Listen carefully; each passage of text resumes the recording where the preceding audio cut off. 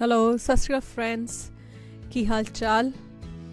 ਅੱਜ ਮੈਂ ਤੁਹਾਡੇ ਨਾਲ ਇੱਕ ਬਹੁਤ ਹੀ ਮਜ਼ੇ ਦੀ ਰੈਸਪੀ ਸ਼ੇਅਰ ਕਰਨ ਜਾ ਰਹੀ ਹਾਂ। ਤੁਹਾਡੇ ਨਾਲ ਮੈਂ ਸ਼ੇਅਰ ਕਰ ਰਹੀ ਹਾਂ ਅੱਜ ਤੰਦੂਰੀ ਮੈਰੀਨੇਸ਼ਨ।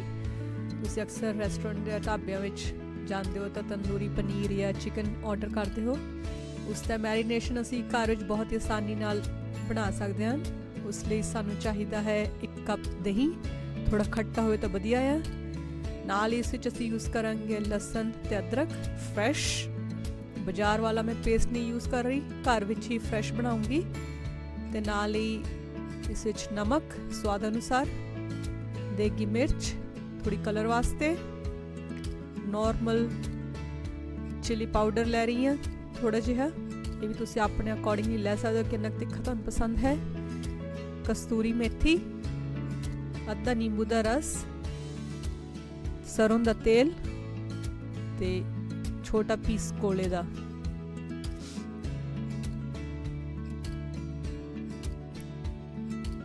ਕੋਲਾ ਅਸੀਂ ਯੂਜ਼ ਕਰਾਂਗੇ ਇਸ ਨੂੰ ਤਗਾਰ ਲਾਉਣ ਲਈ, ਇੱਕ ਸਮੋਕੀ ਫਲੇਵਰ ਲਈ।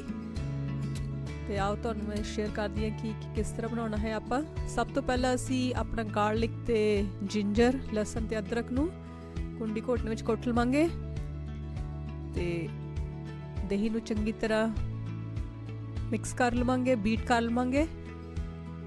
ਉਸ ਵਿੱਚ ਨਮਕ ਪਾ ਰਹੀ ਹਾਂ, ਨਾਲ ਹੀ ਦੇਗੀ ਮਿਰਚ, ਇਹ ਮੈਂ ਤਕਰੀਬਨ 2 ਬੜੇ ਚਮਚ ਲੈ ਰਹੀ ਹਾਂ ਕਿਉਂਕਿ ਇਸ ਕਲਰ ਦੇਗੀ ਮਿਰਚ ਦਾ ਹੀ ਹੋਵੇਗਾ ਇਸ ਵਿੱਚ। ਤੇ ਨੋਰਮਲ ਮਿਰਚ ਪਾਊਡਰ, ਨਿੰਬੂ ਦਾ ਰਸ। ਅਕਸਰ ਤੁਸੀਂ ਬਾਜ਼ਾਰ ਵਿੱਚ ਦੇਖਿਆ ਹੋਣਾ ਹੈ ਕਿ ਉਹਨਾਂ ਦਾ ਤੰਦੂਰੀ ਬਹੁਤ ਬ੍ਰਾਈਟ ਕਲਰ ਹੁੰਦਾ ਹੈ ਕਿਉਂਕਿ ਉਹ ਫੂਡ ਕਲਰ ਯੂਜ਼ ਕਰ ਰਹੇ ਆ। ਪਰ ਆਪਾਂ ਫੂਡ ਕਲਰ ਨਹੀਂ ਯੂਜ਼ ਕਰਨਾ ਕਿਉਂਕਿ ਸਿਹਤ ਲਈ ਇੰਨਾ ਠੀਕ ਨਹੀਂ ਹੁੰਦਾ। ਘਰ ਵਿੱਚ ਹੀ ਬਣਾ ਰਹੇ ਹਾਂ, ਆਪਣੇ ਵਾਸਤੇ ਬਣਾ ਰਹੇ ਹਾਂ, ਅਤੇ ਇਸ ਲਈ ਦੇਗੀ ਮਿਰਚ ਦਾ ਹੀ ਅਸੀਂ ਕਲਰ ਲੈ ਕੇ ਆਵਾਂਗੇ। ਜੋ ਵੀ ਜਿੰਨਾ ਵੀ ਆਏਗਾ ਉਹ ਦੇਗੀ ਮਿਰਚ ਦਾ ਹੀ ਕਲਰ ਹੋਵੇਗਾ। ਅਤੇ ਨਾਲ ਹੀ ਇਸ ਵਿੱਚ ਐਡ ਕਰ ਰਹੀ ਹਾਂ ਜਿੰਜਰ ਗਾਰਲਿਕ ਪੇਸਟ, ਲਸਣ ਅਤੇ ਅਦਰਕ ਦਾ ਪੇਸਟ।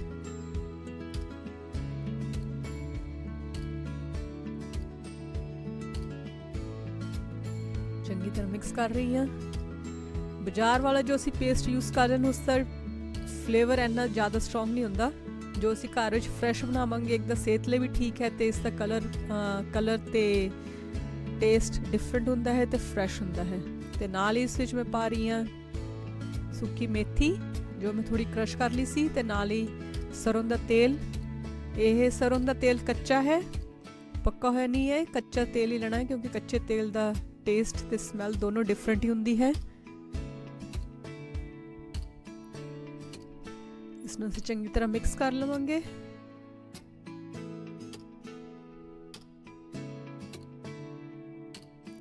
ਤੁਸੀਂ ਚਾਹੋ ਤਾਂ ਇਸ ਵਿੱਚ ਤੰਦੂਰੀ ਕਲਰ ਵੀ ਜਿਹੜਾ ਔਰੇਂਜ ਕਲਰ ਹੁੰਦਾ ਉਹ ਵੀ ਪਾ ਸਕਦੇ ਹੋ ਥੋੜ੍ਹਾ ਜਿਹਾ। ਉਸ ਦੇ ਨਾਲ ਸਬਜ਼ੀਆਂ ਅਤੇ ਚਿਕਨ ਦੇ ਉੱਪਰ ਕਲਰ ਬਰਾਈਟ ਆਉਂਦਾ ਹੈ, ਪਰ ਮੈਂ ਨਹੀਂ ਪਾ ਰਹੀ। ਕੋਲਾ ਮੈਂ ਗੈਸ ਦੇ ਉੱਪਰ ਰੱਖਤਾ ਹੈ ਗਰਮ ਹੋਣ ਲਈ। ਜਦ ਤੱਕ ਸਾਡਾ ਕੋਲਾ ਗਰਮ ਹੋ ਰਿਹਾ ਹੈ ਅਸੀਂ ਇੱਥੇ ਪਨੀਰ ਕੱਟ ਲਵਾਂਗੇ ਕਿਊਬਸ ਵਿੱਚ। ਪਨੀਰ ਦੇ ਪੀਸ ਥੋੜ੍ਹੇ ਮੋਟੇ ਹੀ ਰੱਖਿਓ ਕਿਉਂਕਿ ਜਦ ਅਸੀਂ ਇਹਨੂੰ ਗ੍ਰਿਲ ਕਰਨਾ ਹੈ ਤਾਂ ਜੇ ਜ਼ਿਆਦਾ ਛੋਟਾ ਪਨੀਰ ਹੈ ਤਾਂ ਉਸਨੇ ਟੁੱਟ ਜਾਣਾ, ਅਤੇ ਇਸ ਲਈ ਥੋੜ੍ਹੇ ਮੈਂ ਮੋਟੇ ਮੋਟੇ ਹੀ ਕਿਊਬਸ ਲੈ ਰਹੀ ਹਾਂ।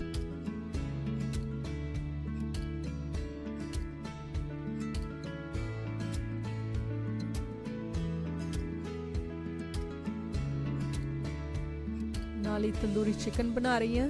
ਇਸ ਵਿੱਚ ਮੈਂ ਚਿਕਨ ਮੈਰੀਲੈਂਡਸ ਦੇ ਪੀਸਿਸ ਯੂਜ਼ ਕੀਤੇ ਹਨ। ਚਿਕਨ ਨੂੰ ਅਸੀਂ ਥੋੜ੍ਹੇ ਕੱਟ ਲਗਾ ਲਵਾਂਗੇ ਤਾਂ ਕਿ ਜੋ ਮੈਰੀਨੇਸ਼ਨ ਹੈ ਉਹ ਅੰਦਰ ਤੱਕ ਚਲਾ ਜਾਏ, ਇਸ ਦਾ ਸਵਾਦ ਅੰਦਰ ਤੱਕ ਆਵੇ ਮੈਰੀਨੇਸ਼ਨ ਦਾ।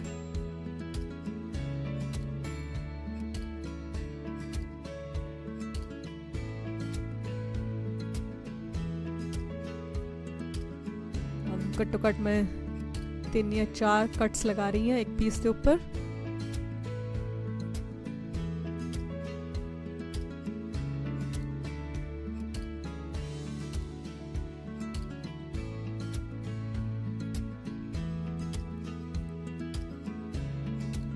ਕੋਲਾ ਗਰਮ ਹੋ ਗਿਆ ਹੈ, ਤੁਸੀਂ ਦੇਖ ਸਕਦੇ ਹੋ ਲਾਲ ਰੰਗ ਦਾ ਹੋ ਗਿਆ ਹੈ।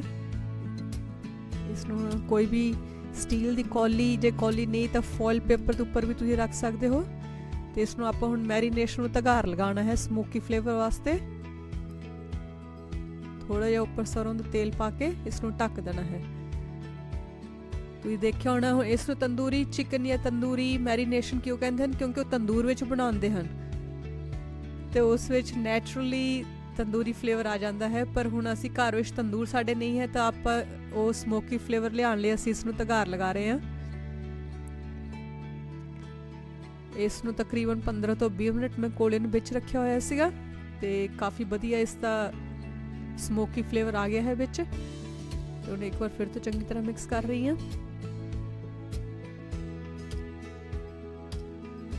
ਥੋੜਾ ਜਿਹਾ ਮੈਰੀਨੇਸ਼ਨ ਹੁਣ ਮੈਂ ਸੈਪਰੇਟ ਕਰ ਰਹੀ ਹਾਂ, ਅਲੱਗ ਲੈ ਰਹੀ ਹਾਂ, ਕਿਉਂਕਿ ਪਨੀਰ ਨੂੰ ਮੈਂ ਅਲੱਗ ਮੈਰੀਨੇਟ ਕਰ ਰਹੀ ਹਾਂ।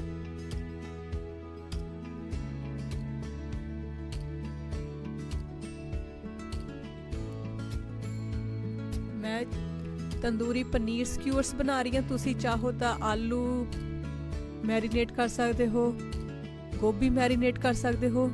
ਇਹ ਬਹੁਤ ਹੈਲਦੀ ਰੈਸਪੀ ਹੈ ਕਿਉਂਕਿ ਇਹਦਾ ਮੈਰੀਨੇਸ਼ਨ 'ਚ ਵੀ ਕੋਈ ਅਨਹੈਲਦੀ ਚੀਜ਼ ਨਹੀਂ ਪਾ ਰਹੇ ਅਸੀਂ, ਦਹੀਂ ਮੈਰੀਨੇਸ਼ਨ ਹੈ ਤੇ ਕਰਨਾ ਵੀ ਅਸੀਂ ਇਸ ਨੂੰ ਰੋਸਟ ਹੀ ਓਵਨ ਵਿੱਚ, ਕੋਈ ਫਰਾਈ ਨਹੀਂ ਕਰ ਰਹੇ ਆਪਾਂ। ਤੇ ਬਹੁਤ ਹੈਲਦੀ ਰੈਸਪੀ ਹੈ ਤੇ ਬਹੁਤ ਵਧੀਆ ਇਸ ਦਾ ਸਨੈਕ ਬਣਾ ਸਕਦੇ ਹੋ ਤੁਸੀਂ। ਤੇ ਗੈਸਟ ਆ ਰਹੇ ਹਨ ਤੁਹਾਡੇ ਘਰ ਤਾਂ ਤੁਸੀਂ ਇਸ ਨੂੰ ਐਜ਼ ਅ ਸਟਾਰਟਰ ਬਣਾ ਸਕਦੇ ਹੋ। ਵਧੀਆ ਰੈਸਪੀ ਹੈ, ਜ਼ਰੂਰ ਟਰਾਈ ਕਰਿਓ ਆਪਣੇ ਘਰ ਵਿੱਚ, ਸਾਰਿਆਂ ਨੂੰ ਜ਼ਰੂਰ ਇਹ ਪਸੰਦ ਆਏਗੀ। ਆ ਦੇਖੋ ਪਨੀਰ ਮੈਂ ਇੱਕ ਸਾਈਡ ਤੇ ਮੈਰੀਨੇਟ ਕਰ ਲਿਆ ਹੈ ਤੇ ਹੁਣ ਚਿਕਨ ਮੈਰੀਨੇਟ ਕਰ ਰਹੀ ਹਾਂ। ਚਿਕਨ ਦੇ ਅਸੀਂ ਜਿੱਥੇ ਕੱਟਸ ਲਗਾਏ ਸੀਗੇ ਉਸ ਵਿੱਚ ਮੈਂ ਚੰਗੀ ਤਰ੍ਹਾਂ ਤੰਦੂਰੀ ਪੇਸਟ ਪਾ ਰਹੀ ਹਾਂ ਤਾਂ ਕਿ ਅੰਦਰ ਤੱਕ ਇਸ ਦਾ ਸਵਾਦ ਆਏ। ਇਸੇ ਤਰ੍ਹਾਂ ਹੁਣ ਮੈਂ ਸਾਰੇ ਚਿਕਨ ਪੀਸਿਸ ਮੈਰੀਨੇਟ ਕਰ ਲਏ। ਹੁਣ ਫॉर ਬੈਸਟ ਰਿਜ਼ਲਟਸ ਲਈ ਇਸ ਨੂੰ ਘੱਟੋ ਘੱਟ ਤੁਸੀਂ ਰਾਤ ਭਰ ਫ੍ਰਿਜ ਵਿੱਚ ਰੱਖੋ। ਜੇ ਤੁਹਾਡੇ ਕੋਲ ਟਾਈਮ ਨਹੀਂ ਹੈ ਤਾਂ 2 ਤੋਂ 4 ਘੰਟੇ ਵੀ ਰੱਖ ਸਕਦੇ ਹੋ, ਪਰ ਜੋ ਫਲੇਵਰ ਤੁਹਾਨੂੰ ਰਾਤ ਭਰ ਫ੍ਰਿਜ ਵਿੱਚ ਰੱਖ ਕੇ ਆਏਗਾ ਉਹ 2-4 ਘੰਟੇ ਵਿੱਚ ਨਹੀਂ ਆਉਣ ਵਾਲਾ। ਇਸ ਲਈ ਹੁਣ ਇਸ ਨੂੰ ਮੈਂ ਢੱਕ ਕੇ ਸਾਰੀ ਰਾਤ ਲਈ ਘੱਟੋ ਘੱਟ 8 ਤੋਂ 10 ਘੰਟੇ ਫ੍ਰਿਜ ਵਿੱਚ ਰੱਖੂੰਗੀ, ਮੈਰੀਨੇਟ ਹੋਣ ਦਊਂਗੀ। ਆ ਦੇਖੋ ਹੁਣ ਇਹ ਦੂਸਰਾ ਦਿਨ ਹੈ, ਰਾਤ ਭਰ ਇਸ ਨੂੰ ਮੈਰੀਨੇਟ ਕਰ ਲਿਆ ਹੈ ਫ੍ਰਿਜ ਵਿੱਚ ਰੱਖ ਕੇ ਤੇ ਹੁਣ ਅਸੀਂ ਇਸ ਨੂੰ ਪਕਾਉਂਦੇ ਹਾਂ। ਚਿਕਨ ਨੂੰ ਮੈਂ ਕਰ ਰਹੀ ਹਾਂ 에ਅਰ ਫਰਾਇਰ ਵਿੱਚ ਰੋਸਟ। ਤੁਸੀਂ ਚਾਹੋ ਤਾਂ ਓਵਨ ਵਿੱਚ ਵੀ ਕਰ ਸਕਦੇ ਹੋ ਜਾਂ ਫਿਰ ਕੜਾਈ ਵਿੱਚ ਵੀ ਕਰ ਸਕਦੇ ਹੋ। ਜਿਸ ਤਰ੍ਹਾਂ ਕੜਾਈ ਦੇ ਵਿੱਚ ਜਾਂ ਕੁੱਕਰ ਦੇ ਵਿੱਚ ਕੇਕ ਬਣਦਾ ਹੈ ਉਸੇ ਤਰ੍ਹਾਂ ਤੁਸੀਂ ਚਿਕਨ ਜਾਂ ਆਪਣੀ ਸਬਜ਼ੀਆਂ ਵੀ ਰੋਸਟ ਕਰ ਸਕਦੇ ਹੋ ਕੜਾਈ ਜਾਂ ਕੁੱਕਰ ਵਿੱਚ।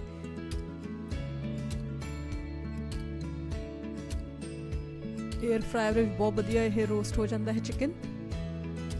ਤੇ ਪਨੀਰ ਤੇ ਬਣਾ ਰਹੀ ਹਾਂ ਮੈਂ ਤੰਦੂਰੀ ਪਨੀਰ ਸਕੂਅਰਸ। ਉਸ ਲਈ ਮੈਂ ਸ਼ਿਮਲਾ ਮਿਰਚ ਤੇ ਪਿਆਜ਼ ਲੈ ਲਏ ਹਨ। ਆ ਦੇਖੋ ਸਕੂਅਰਸ ਮੇਰੇ ਕੋਲ ਸਟੀਲ ਵਾਲੇ ਹਨ, ਬਾਜ਼ਾਰ ਤੋਂ ਬਹੁਤ ਆਸਾਨੀ ਦੇ ਨਾਲ ਮਿਲ ਜਾਂਦੇ ਹਨ, ਜਾਂ ਫਿਰ ਬੈਂਬੂ ਸਕੂਅਰਸ ਵੀ ਤੁਸੀਂ ਯੂਜ਼ ਕਰ ਸਕਦੇ ਹੋ, ਜਾਂ ਘੱਟ ਸਿਲਾਈ ਹੈ ਉਹ ਵੀ ਯੂਜ਼ ਕਰ ਸਕਦੇ ਹੋ। ਆ ਦੇਖੋ ਕਿਸ ਤਰ੍ਹਾਂ ਮੈਂ ਪਨੀਰ ਤੇ ਸਬਜ਼ੀ ਨੂੰ ਪਰੋ ਰਹੀ ਹਾਂ।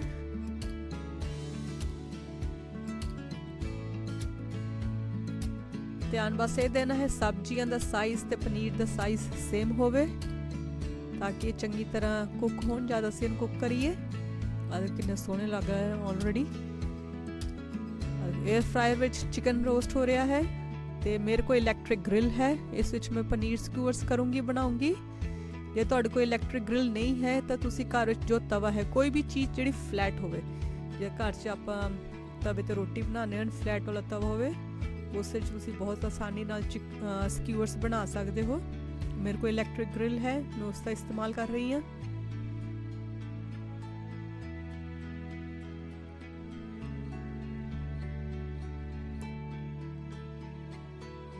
ਥੋੜਾ ਜਿਹਾ ਤੇਲ ਯੂਜ਼ ਕੀਤਾ ਹੈ ਤਾਂ ਕਿ ਉਹ ਚਿਪਕੇ ਨਾ।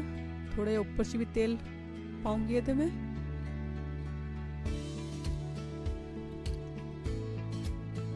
ਇਹ ਸਕੂਅਰਸ ਇਲੈਕਟ੍ਰਿਕ ਗ੍ਰਿਲ ਦੇ ਵਿੱਚ ਘੱਟੋ ਘੱਟ ਮੇਰੇ ਖਿਆਲ ਮੈਕਸਿਮਮ 5 ਮਿੰਟ ਵਿੱਚ ਬਣ ਕੇ ਰੈਡੀ ਹੋ ਜਾਂਦੇ ਹਨ। ਆ ਦੇਖੋ ਕਿੰਨੇ ਸੋਹਣੇ ਸਾਡੇ ਤੰਦੂਰੀ ਚਿਕਨ ਸਕੂਅਰਸ ਰੈਡੀ ਹਨ। ਇਸ ਨੂੰ ਤੁਸੀਂ ਸਰਵ ਕਰੋ ਹਰੀ ਚਟਨੀ ਦੇ ਨਾਲ, ਬਹੁਤ ਹੀ ਸਵਾਦ ਲੱਗਦੇ ਹਨ। ਥੋੜੇ ਉੱਪਰ ਚਾਟ ਮਸਾਲਾ ਪਾਓ, ਹਰੀ ਚਟਨੀ, ਸਾਰਿਆਂ ਨੂੰ ਇਹ ਬਹੁਤ ਪਸੰਦ ਆਏਗੀ। ਚਿਕਨ ਪੀਸ ਤਰ੍ਹਾਂ ਦੇਖੋ, ਉਸ ਦੇ ਨਾਲ ਮੈਂ ਹਰੀ ਚਟਨੀ ਦੇ ਵਿੱਚ ਪਿਆਜ਼ ਪਾ ਕੇ ਰੱਖੇ ਹੋਏ ਹਨ। ਕੱਚਾ ਪਿਆਜ਼ ਬਹੁਤ ਹੀ ਸਵਾਦ ਲੱਗਦਾ ਹੈ। ਤੰਦੂਰੀ ਚਿਕਨ ਬਹੁਤ ਹੀ ਹੈਲਦੀ ਰੈਸਪੀ ਹੈ, ਦੋਨੋਂ ਜ਼ਰੂਰ ਟਰਾਈ ਕਰੋ। ਤੇ ਚੈਨਲ ਨੂੰ ਕਰੋ subscribe. Thank you so much.